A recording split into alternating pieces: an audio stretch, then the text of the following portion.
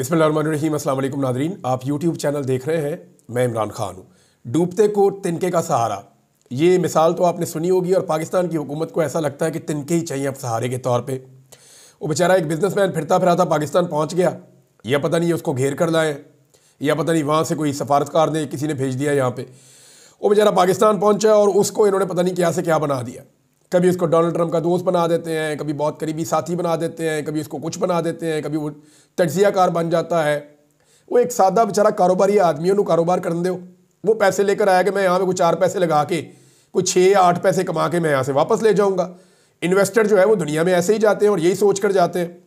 अब इन्होंने जो है वो इस बंदे को जो कभी इसको इंटरव्यूज़ पे लगा देते हैं, कभी उसकी प्रेस कॉन्फ्रेंस करवा रहे हैं। हमने आज तक तो नहीं देखा कभी जो बाहर से सरमायाकार आए हो उनकी पहले प्रेस कॉन्फ्रेंस करवाई जाए और वो भी सियासी नौइयत की, बाद में उनके टॉक शो करवाए जाए वो भी सियासी नौइयत के, और उसके अंदर जो है वो टाउट की तरह के लोग जो हैं वो उनको बताएं भी कि जवाब क्या देना है, और उनको टोक टोक के जो है वो गाइड भी लाइन देंगे, इस तरफ को चलना है, इधर को जाना है।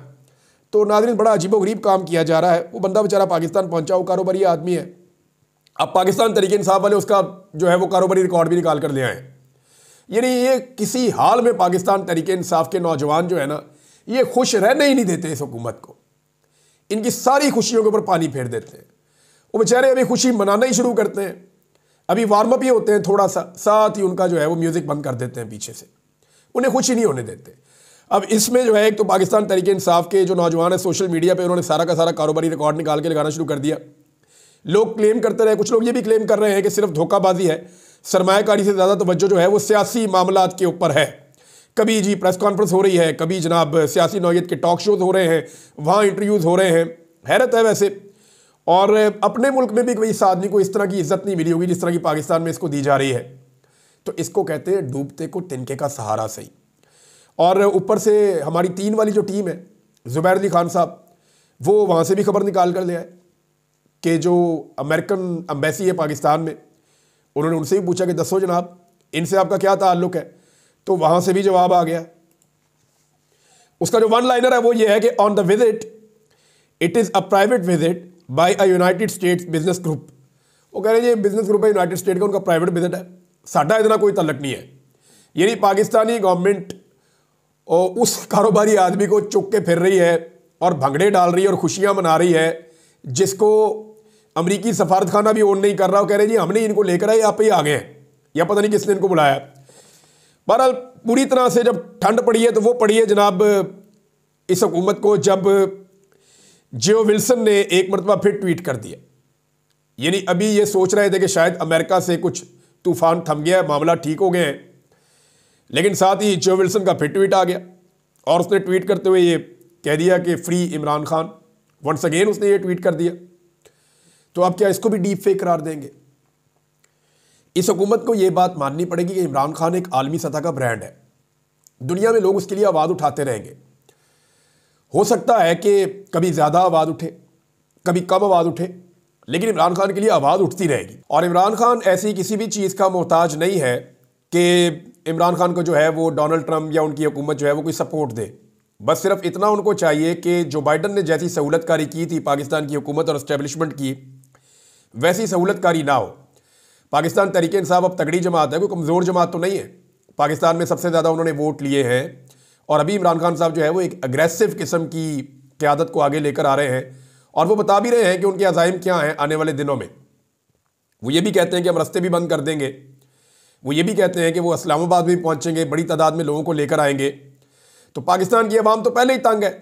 जो हालात इन्होंने कर दिए हैं पाकिस्तान के, मईशत का इन्होंने बेड़ा गर्क कर दिया है। लॉ एंड ऑर्डर की सिचुएशन आपके सामने है। पाकिस्तान में सियासी इस्तेहकाम आ नहीं रहा, लोग पाकिस्तान को छोड़ छोड़ कर जा रहे हैं, कारोबार ख़त्म हो गया है, महंगाई अपने उरूज पे पहुंच गई है और गुर्बत जो है वो लगातार बढ़ती चली जा रही है। तो प्लस माइनस करें तो पाकिस्तान तो गया खसारे में। चाहे ये हुकूमत और इनके सहूलतकार कुछ फ़ायदे में ज़रूर गए होंगे, लेकिन अब जरा आप इमरान खान साहब का स्टेटमेंट सुने। इमरान खान साहब के स्टेटमेंट से आपको आइडिया हो जाएगा कि साबिक वज़ीर आज़म इमरान खान इस वक्त किस पिच के ऊपर हैं। वो कहते हैं जी कि महज़िब दुनिया में डेफेमेशन की जो सज़ा या हत्या की इज़्ज़त की सज़ा जुर्माना दिया जाता है और ये एक, लेकिन पाकिस्तान के अंदर जो है वो इसमें 5 साल तक इसकी सज़ा कर दी गई है।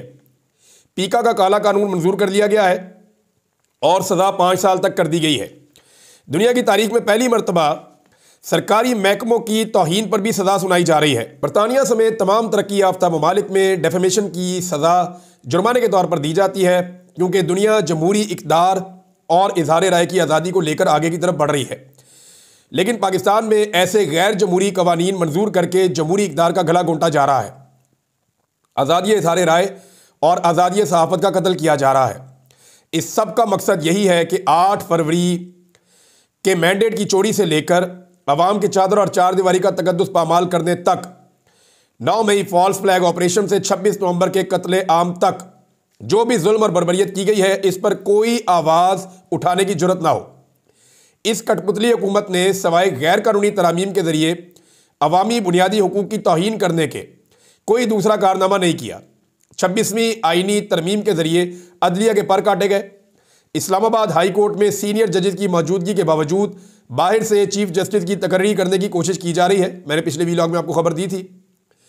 जो कादी फायद ईसा पार्ट 2 साबित होगा। हम इस तरह जजेस की तकर्री की भरपूर मजम्मत करते हैं।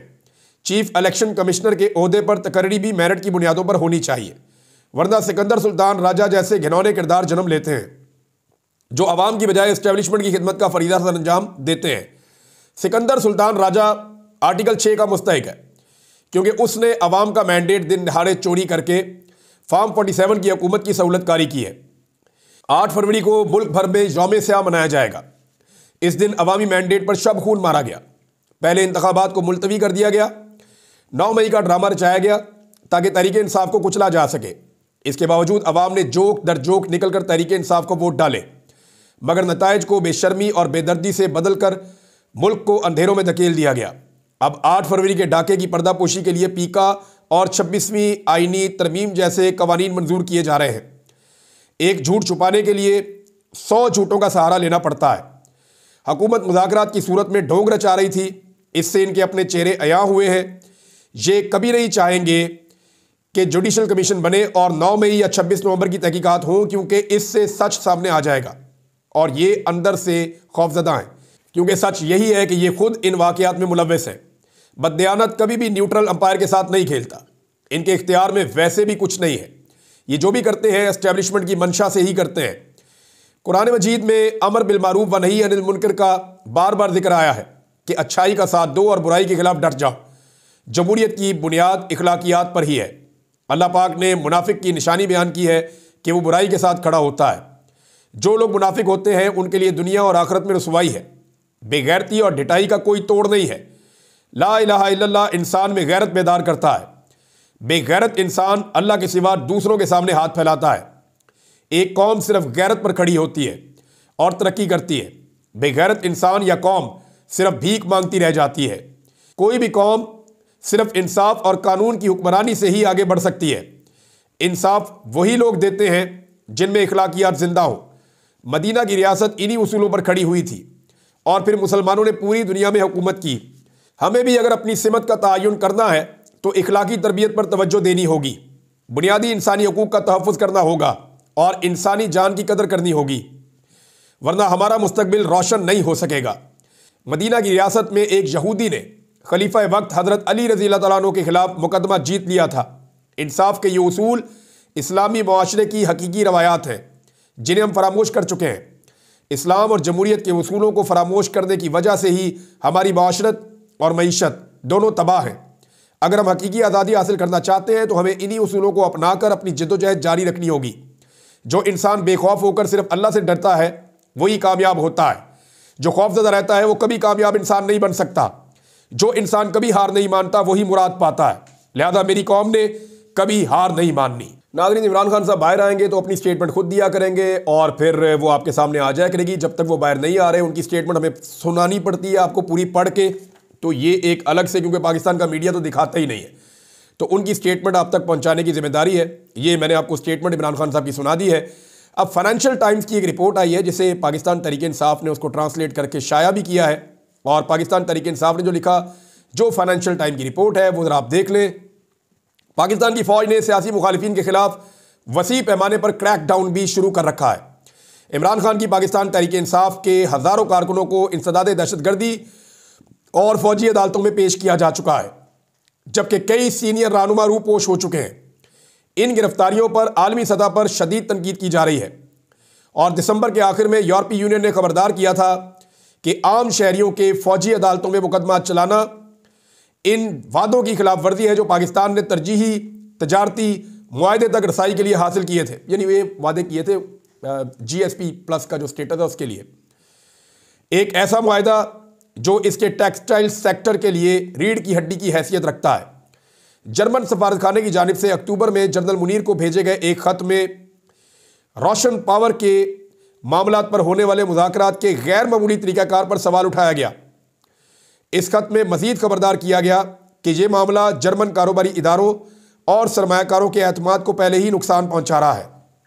दीगर चीज़ें भी हैं इसके अंदर काफ़ी सारी, लेकिन एक चीज़ मैं आपको बताऊं कि पाकिस्तान ने इंसानी हकूक़ के हवाले से, शख्सी आज़ादियों के हवाले से, जमहूरी आज़ादी के हवाले से, फ्रीडम ऑफ एक्सप्रेशन के हवाले से, आज़ादी इज़हार राय, इन चीज़ों के हवाले से पाकिस्तान के ऊपर बहुत शदीद दबाव आने वाला है, क्योंकि पाकिस्तान ने यूरोपीय यूनियन के साथ और मगरबी ममालिक के साथ बहुत सारे वादे कर रखे हैं, बहुत सारी ट्रीटीज़ साइन कर रखी है। अब GSP प्लस स्टेटस के बारे में वो पहले ही खबरदार कर चुके हैं कि वो आपका ख़तरे में है और इसी पाकिस्तानी हुकूमत ने ये पहले ही बहुत दबाव में थी, मज़ीद दबाव अभी इनके ऊपर आने वाला है। इसी हुकूमत ने एक हफ़्ते के अंदर अंदर जो है वो एक और काला कानून पास कर लिया है।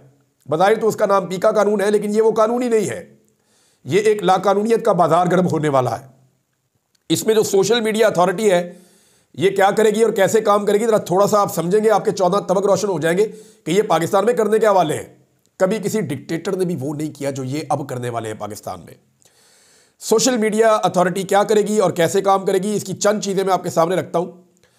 एक तो ये सोशल मीडिया को देखते रहा करेंगे, खुद से मवाद उठाएंगे और कार्रवाई डाल देंगे, खुद से कार्रवाई कर दिया करेंगे, कोई दरखास्त इनके बाद ना भी आए तो। दूसरा, इनको कोई भी दरखास्त देगा तो ये उसके ऊपर भी एक्शन लेंगे। फिर इनके बाद इख्तियार है कि ये 24 घंटे के अंदर फैसला सुना दिया करेंगे। यानी बंदा पकड़ा, अपने पास रखा, 24 घंटे में फैसला सुनाया, जेल भेज दिया, अब बंदा बंद हो गया जनाब। यानी बंदा उठाया, इन्होंने खुद ही डिसाइड किया कि बंदा सही नहीं है, बंदे को जेल भेजो, चलो फैसला किया, जेल भेज दिया। अब बंदा बेचारा जेल चला गया। वो चीखता रहेगा भाई मैंने ये ट्वीट ही नहीं किया, वो चीखता रहेगा मैंने ये बात ही नहीं की, वो कहता रहेगा भाई मैं तो इसके नज़दीक भी नहीं आया, या मेरा ये अकाउंट ही नहीं है। वो जो मर्जी बंदा कहता रहे, उसको इन्होंने उठाना है कि यार तेरी शक्ल पसंद नहीं है, इख्तिलाफ राय रखा है, या कोई भी चीज़ के ऊपर उठा लिया इन्होंने। छोटी से छोटी चीज़ पे भी बंदा इन्होंने बस पकड़ना है, बंदे तक पहुंचना मसला है इनका। ये जब बंदे के पास पहुंचेंगे, बंदे को उठाएंगे और इस कानून के तहत 24 घंटे के अंदर अंदर उसको जेल भेज देंगे। अब वो बंदा बेचारा करेगा क्या? अच्छा, जेल कौन बंदे भेजेंगे जरा ये भी आप सुन ले। बंदे कौन से हैं? ये 9 अरकान जो होंगे, इनमें एक सेक्रेटरी दाखिला होगा। उसे कौन लगाता है? अपनी पसंद का आदमी लगाया जाता है और लगाता है वज़ीर आज़म। फिर एक चेयरमैन PTA होगा, वो कौन है? रिटायर्ड फौजी ऑफिसर है, वो भी आपको पता है कौन है। चेयरमैन पैमरा होगा, ये भी हुकूमत का होता है। और एक अथॉरिटी का चेयरमैन अलग से लगाया जाएगा। अब ये 5 साल के लिए हुकूमत लगाएगी, अब ये भी आपको पता है हुकूमत का अपना बंदा हुकूमत ने लगाना है। तो ये 4 बंदे इनके हो गए। एक फिर इसके अंदर होगा सहाफ़ी, वो भी हुकूमत ने चुन के लगाना है। एक सॉफ्टवेयर इंजीनियर, एक वकील, एक सोशल मीडिया एक्सपर्ट और एक IT एक्सपर्ट। तो ये 9 बंदे इन्होंने लगाने और 9 के 9 बंदे इन्होंने अपने ही लगाने, को बाहर से तो बंदा लेकर नहीं आना। अब जब ये 9 बंदे अपने लगा देंगे, पूरा का पूरा एक सिस्टम बना देंगे, तो इन 9 बंदों ने तो बंदे उठा उठा के जेलों में ही भर देना, और इन्होंने क्या करना है? अब जो बंदे जेल पहुंचे वो बेचारे अपील कहाँ करेंगे? उसके लिए एक ट्रिब्यूनल बनाने का इन्होंने ऐलान किया। यहाँ थोड़ी सी आपको शायद लगेगा, आपको उम्मीद मिलेगी, लेकिन ज़रा ये ट्रिब्यूनल भी आप सुन लें, आपको आइडिया हो जाएगा। ये जो ट्रिब्यूनल होगा, इसके अंदर एक हाई कोर्ट का रिटायर्ड जज होगा, बिल्कुल वैसा जज जैसे जज लगाए जा रहे हैं इलेक्शन ट्रिब्यूनल के तौर पे।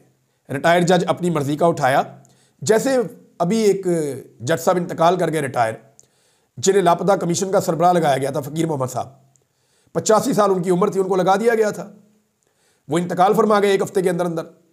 तो अब इसी तरह जो ट्रिब्यूनल है वो बनाया जाएगा, उसमें एक रिटायर्ड जज अपनी मर्जी का लाकर बैठाया जाएगा हाई कोर्ट का, एक उसके अंदर बैठाया जाएगा सहाफ़ी, वो भी हुकूमत अपनी मर्जी का बैठाएगी, और एक सॉफ्टवेयर इंजीनियर। और ये जो ट्रिब्यूनल है ये फैसले के खिलाफ अपील सुनेगा, वो किसी अदालत पे बंदा नहीं जा रहा। अब आप अंदाजा करें कि महीनों तक अगर बंदों को अंदर रखना है तो इन्होंने बंदोबस्त कर लिया हुआ है। ये ऐसा काला कानून है, ये बहुत सारे लोगों जो है उनको कुछ भी नहीं होगा। जिनको हुकूमत ने नहीं पकड़ना उनको क्या होना, कुछ भी नहीं होना, जो मर्जी वो कहते रहे, झूठ बोले, फ्रॉड करें, किसी के ऊपर इल्ज़ाम लगाएं, बहतान लगाएं, किसी की इज्जत उछालें, कुछ नहीं होगा। लेकिन जो हुकूमत को पसंद नहीं आएगी चीज़, क्योंकि हुकूमत की बॉडी है, वो बंदा चुक लेंगे और बंदे को 24 घंटे के अंदर जेल भेज देंगे और उसके बाद बंदा वहाँ पड़ा सड़ता रहेगा, क्योंकि अपील उसने करनी है उसी ट्रिब्यूनल में जो हुकूमत ने बनाया हुआ है। तो नाज़रीन, ये है सिंपल मैंने आपको बता दिया है। तहरीक इंसाफ की सोशल मीडिया टीम ने एक मरतबा फिर ज़बरदस्त काम किया है और सानिया 9 मई और 26 नवंबर के हवाले से उन्होंने ऑनलाइन प्रोग्राम किया है। अली मलिक साहब थे इसमें, सलमान अकरम राजा साहब, शेख वकास अकरम साहब, इन्होंने पहले भी किया था, और जुनैद अकबर साहब, ये उसमें मेहमान थे। इस प्रोग्राम में बहुत सारे ज़ख्मियों को, बहुत सारे ऐसे लोगों को जो विक्टिम्स हैं, उनके इंटरव्यू सुनाए गए और मैं सुनकर हैरान हो रहा था उनके लवाहिकीन को और बाकी लोगों को कि रियासत क्या इतनी संगदिल है, लोगों के साथ ऐसा ऐसा जबर किया है।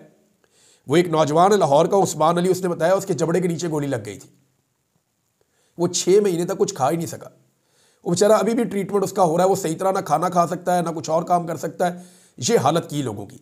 एक और नौजवान बता रहा था उसके दोनों टांगों पे गोली मार दी गई और जब वो अस्पताल जा रहा था उसके ऊपर तशद्दुद भी किया गया उस वक्त, हालांकि उसको गोलियां लगी हुई थी। एक और बंदा बता रहा था कि जी हमारे ऊपर दबाव डाला जा रहा है, मेरा भाई मार दिया, उसके बाद से लेकर अब तक कोई काम ही नहीं करने दे रहे, हमें तहफ़्फ़ुज़ दिया जाए। तो बहुत सारे लोग बेचारे अपनी अपनी शिकायतें कर रहे थे। इन चीज़ों को पढ़ने के बाद ऐसा लग रहा था कि पता नहीं ये लोग किसी और रियासत से आए हुए हैं या किसी दुश्मन के काबू आ गए हैं। अपने मुल्क में अपने लोगों के साथ तो ऐसा नहीं होता, लेकिन हम ये होता हुआ बदकिस्मती से देख रहे हैं। एक और नाज़रीन, ये जो नैब के हवाले से एक रिपोर्ट है कि नैब ने मलिक रियाज के हवाले से जो लिखा है यूएई को, मुत्तहिदा अरब अमारात को, कि जनाब मलिक रियाज साहब हमारे हवाले किए जाए, तो क्या वाकई मलिक रियाज को वो वहाँ से ले जा सकते हैं? तो मेरी पक्की इतला के मुताबिक ये सर से पाँव तक का जोर लगा लें, ये मलिक रियाज को दुबई से पाकिस्तान नहीं ले जा सकेंगे। उसकी वजूहत है, मलिक रियाज साहब जो हैं वो वहाँ पे अगर बैठे हैं तो वो किसी बंदोबस्त के साथ ही बैठे ना, इतना बड़ा आदमी है, ऐसे तो काबू नहीं आ जाएगा। मलिक रियाज जब तक पाकिस्तान में रहा तो पाकिस्तान के सिस्टम के मुताबिक काम करता रहा। अब मलिक रियाज को पता है कि जहाँ पे रहना है, कैसे रहना है, किसी जगह के प्रोटोकॉल्स क्या होते हैं। अगर मलिक रियाज को इस बात का खतरा होता कि उसको दुबई से गिरफ्तार करके पाकिस्तान ले जाया जाएगा तो वो कभी दुबई में रुकता ही ना, ठहरता ही ना। मलिक रियाज को पता है दुबई के प्रोटोकॉल्स क्या हैं और किस तरीके से मुझे यहाँ पे अपने आप को सिक्योर करना है। मुझे नहीं लगता कि ये लोग वहाँ से उठा के मलिक रियाज को ला सकते हैं। जो करीबी लोग हैं, मैंने उनसे पूछा भी है, कई जो इनके मलिक रियाज के, उन्होंने कहा जी नहीं, मलिक रियाज को यहाँ से उठा कर ले जाना तकरीबन इस हुकूमत के लिए नामुमकिन है। हाँ, शौक इनको बड़ा है कि ये वो करें। राणा सनाउल्लाह साहब ने वजह भी बता दी है। मैं ये वजह मैं चाहता हूँ कि राणा सनाउल्लाह साहब के अपने मुंह से आपको पढ़ के सुनाऊँ ताकि आपको आइडिया हो जाएगा। मैंने थोड़े दिन पहले आपको एग्जैक्टली यही वजह बताई थी कि ये वो वाहिद वजह है जो हुकूमत को मजबूर कर रही है कि मलिक रियाज के खिलाफ अब कार्रवाई की जाए। राणा सनाउल्लाह ने कहा कि बैरिया टाउन का, यानी वजूहात तो 2-3 है और जो रीज़न बना है वो तो ये है कि इमरान खान साहब के खिलाफ गवाही दे दें तो आप दूध के धुले हुए हैं, गवाही आप नहीं देंगे तो आपके ऊपर भी वही किया जाएगा जो बाकी सबके साथ किया जा रहा है। और ये सबको पता है कि अलकादर यूनिवर्सिटी के केस के अंदर अगर इमरान खान को फिक्स करना है तो आपको सज़ा हर हाल में इमरान खान को देनी पड़ेगी। लेकिन दूसरी रीज़न जो मैंने आपको बताई थी वो अब राणा सनाउल्लाह साहब ने बताई कि बैरिया टाउन का मुत्तहिदा अरब अमारात में मनसूबा कौमी मफाद में नहीं है, इससे सरमाया बाहर चला जाएगा या बाहर से जो सरमाया आ रहा है ओवरसीज़ पाकिस्तानियों का वो दुबई में इन्वेस्ट हो जाएगा। और पाकिस्तान के अंदर जो सोसाइटियाँ बनी हुई हैं, चाहे वो DHA है, चाहे वो और बहुत सारी है, प्राइवेट सोसाइटियों के नाम चले नहीं लेते, लेकिन यहाँ पे जो है वो धंधा जो है रियल स्टेट का वो नीचे आ जाएगा। तो मलिक रियाज को इसका फ़ायदा हो जाएगा या दुबई को फ़ायदा हो जाएगा। तो मैंने पहले आपको बताया था कि ये एक्चुअली 2 तरह का प्रॉब्लम है। एक, इमरान खान के खिलाफ गवाही नहीं दी, दूसरा ये जो सोसाइटियाँ हैं, जो रियल स्टेट के बड़े बड़े जाइंट्स हैं, उनकी भी आपसी एक जंग है जिनमें मलिक रियाज जो है वो सबसे बड़ा जाइंट है और वो इतना ह्यूज है कि उसका मुकाबला बाकी नहीं कर पा रहे। अब तक के लिए इतनी, अपना ख्याल रखिएगा, अपने चैनल का भी। अल्लाह हाफ़िज़।